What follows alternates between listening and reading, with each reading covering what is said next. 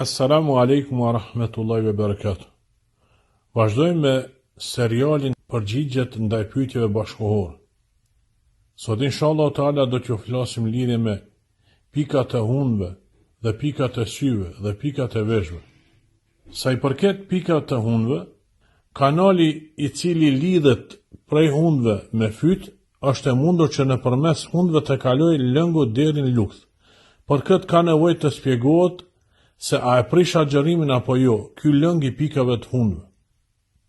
Në lidhje me këtë pyetje, dietarët bashkëkohor janë ndarë në dy grupe.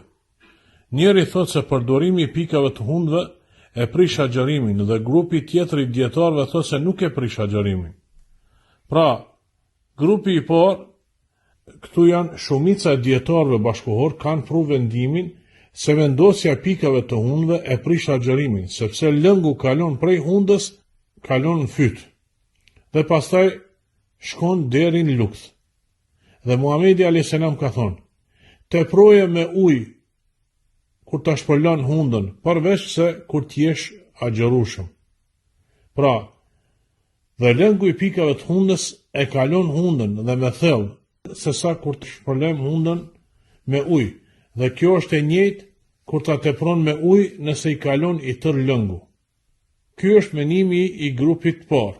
Grupi i dytë thotë, disa dietarë bashkëkohore përkrahin menimin se përdorimi i pikave të hundëve nuk e prish agjërimin, dhe ata kanë menimin se sasia më e madhe e pikave kalon në sistemin e nuhatjes dhe në vrimat e hundës, dhe sasia e cila arrin deri në fyt është një sasi shumë e vogël dhe tolerohet, sepse sasia është shumë e vogël që e kalon fytin dhe nuk e prish agjërimin.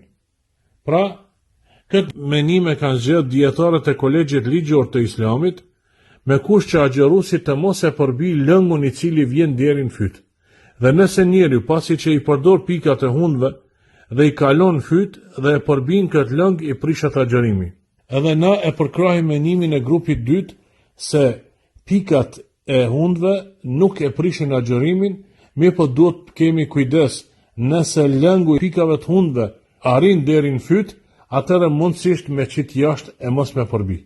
Po nëse shkon një sasi rastësisht pa dashje, atëherë inshallah Allahu azza wa jall ta ka fal. Mirë po nëse vjen lëngu në sasi pak më të madhe dhe ti e le me shku deri në lukth, atëherë automatikisht i ki prish agjërimin. Kurse sa i përket pikave të syve, syt janë të lidhur me fytin, dhe me vendosin e pikave të syve ka mundësi të depërtoj lëngu deri në fyt. Mirë po, me këtë rast, a e prish agjërimin, dietarët bashkëkohor kanë qëndrime të ndryshme. Dhe një grup prej dietarëve bashkëkohor kanë menimin se përdorimi i pikave të syve e prish agjërimin. Mirë po, shumica e dietarëve kanë qëndrimin se përdorimi i pikave të syve nuk e prish agjërimin. Lëngu i cili arrin prej pikave të syve deri në fyt nuk është më i madh se lëngu i cili njeri e shpërlan gojen me ujë. Dhe atina nuk i prishet agjërimi. Pra edhe ky lëng i cili arrin deri në fyt nuk mundet më kon sasi të madhe për me prish agjërimin, mirë po nëse vje një sasi, atëherë mirë është me qit jashtë me rujt vetveten.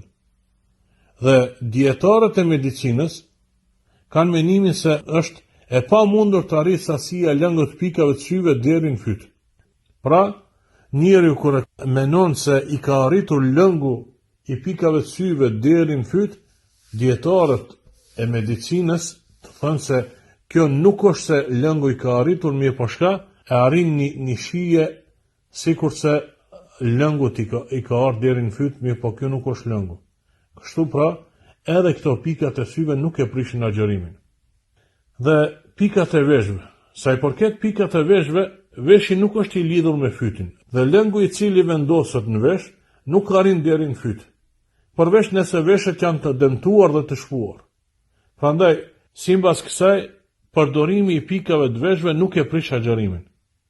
Po dhe nëse kalon lëngu prej veshëve deri në fyt, është një mundësi shumë e vogël dhe kjo është një sasi shumë e vogël dhe tolerohet, nuk e prish agjërimin.